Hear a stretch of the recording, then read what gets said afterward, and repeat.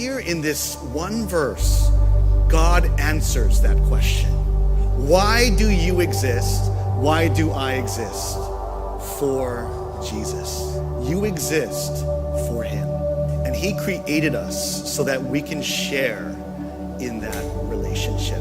That is why you and I are breathing this morning, because God created you for a purpose. And that purpose is to be with him, to know him. And everything in your life and my life, he orchestrated so that you would come to know him. The parents that you were born from, the living situation that you grew up in, the absence of your parents or the presence of them in your childhood. All those things God allowed and orchestrated, whether we define it as good or bad, but it was for the purpose of you coming to know him.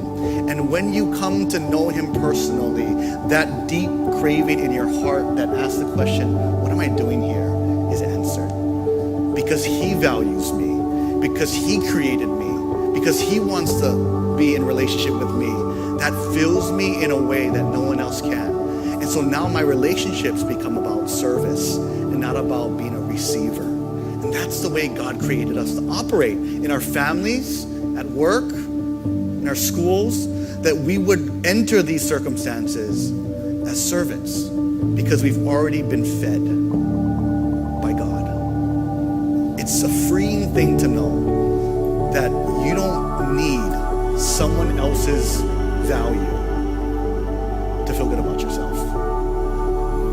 God has created us to be with him. So in Jesus is the real, vibrant, spiritual life.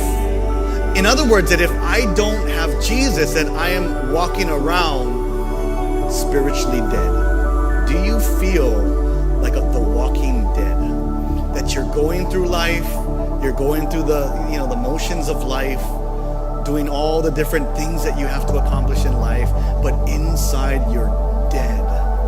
There is no joy and no satisfaction, but gloom and doom. Here it is in verse 4. Jesus says, in him, in Jesus, you can have that life. How? Receiving him. It's not something that's earned. It's not something you can buy. It's simply coming saying, you're worthy of my life, of my heart.